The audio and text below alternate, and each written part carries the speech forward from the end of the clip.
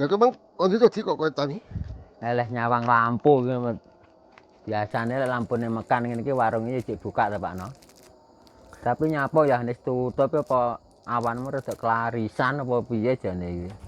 Ya kira-kira ya ngono apa piye? Nek pancen kowe gak duwe acara, Ya mbuh paling ya meniki ana acara paling bagule.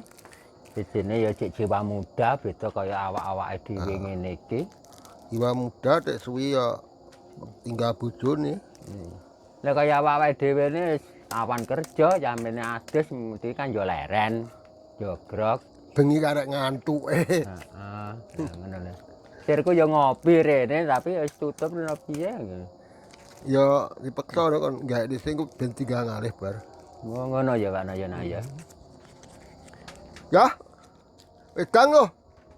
Piye Pak No? Dek wedang bar kuwi minggat to karepmu. Beh, jeneng ngono wis ditutup bangah mau engkel jane aku podokan iki. Lah mau dibolak-balekno dukunmu ku lho sing ra. Masa tutup ya panggah diparani ngono kuwi lho. Mbuh kok. Heh. Jarane warung tutup ki ya wis ngengkel ta panggan iki. Lek mung golekne dukun kemandinen. Ya, tenang. Ene wong arepe ndelok poli enek. Iki sajae apa kelarisan oh ya menes tutup awakmu. Ya alhamdulillah Pak Tuk sembarang teh wae. Ngono ya. Kabeh. Nganti rene apa-apa uleg-uleg barang nganti payu. Jojo to ulek-ulek sesuk nyambut gawe ngulek rujak. Wah, ya ngene lho ya. Masa awakmu tutup lah aku panggah mogekne ne peh. Nggih, jan ngengkel wae jeneng rasane. Domonge. Pelanggan setia. Pancen nganu di. Tak pikir-pikir wong lanang wis kalah karo wong wedok. Ya mesti to Pakno. Kabeh mesti kalah karo wong wedok. Ya Pakno wong lanang ya panggah kalah. Kuwi termasuk cerita turun-temurun di lek wong lanang kalah karo wong wedok iki. Kowe tak critane nek tau ndelok wayang di. Wayang sing lakone apa kuwi Pakno? Lakonku lho. Pandu Swarga. Pandu iki nyemplung neraka ya mergo digodha karo bojone to, pengen numpak sapine Bathara Guru. Akhire dolehi tapi besok Pandu lek mati cemplung ning kawah Candra Dimuka. Lah nyapa masalah Pakno? Ya wong trunya mek. Oh. Wong tumpakane dewa disilih dikira numpak karo bojone.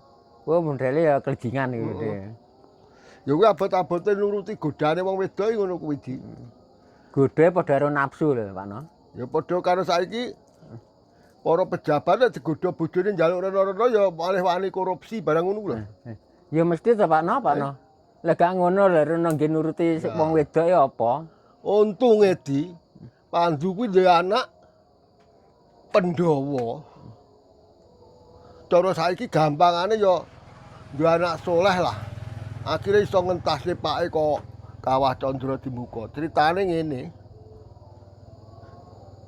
Pandhawa kuwi tekok marang pamonge Semar, "Pakku ginia kok matine dicemplungne kawah Candra Dimuka.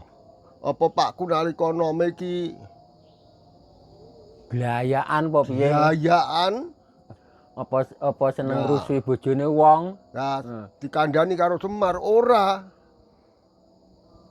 Wong Pandu ki cara wong saiki ya apik. Oh, ngono ya Pakno ya.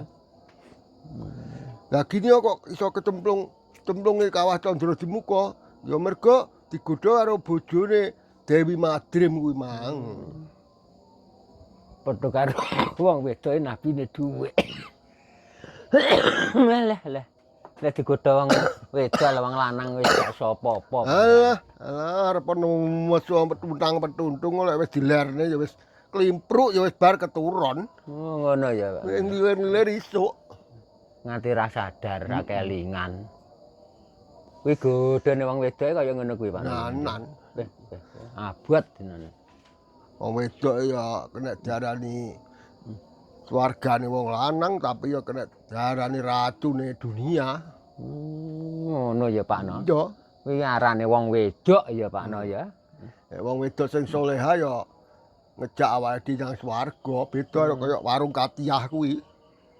Wah. Lah piye karo Katiahe modele piye to wonge kuwi? Wis isine ngrusak rumah tanggane wong ae.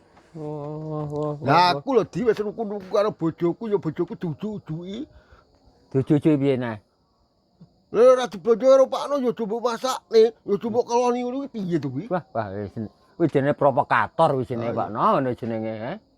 Ora tepak wong wedok ngono kuwi. Tak pikir-pikir apa Mary kancane Lek uripe kuwi damai, tentrem karo rumah tanggane tentrem napa ora seneng ngono apa piye tujane Lah iya. tanggane dhek. Iri paling Pak No iki. Lah aku ketok rukun karo bojoku mesra-mesraan dhek apa pengin ngono gandane iki. Paling sing lanang rane omah kuwi lho Lah, paling Pak No. kuwi.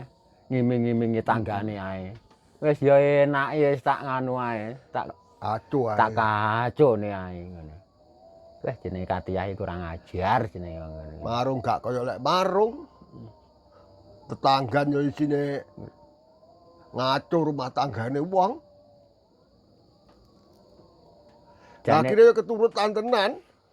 Jane cara nganu bojomu ora mau blanja mlayune dhewe palinge ya nyang warung kene ta Pak No panggane asline. Ngono kok ya dudu. Tapi ya kedadian tenan bojoku ya ngandel aku ditacahne kates tok tinggal ngirim. Oh kaya ngono kuwi. Wis saking mandine Lambine Katiah. Oh alah ya. Aja ngebaleni neh ya ngono kuwi. Barang ra bener ya kuwi. Oh alah. Ya ngeten ta ya.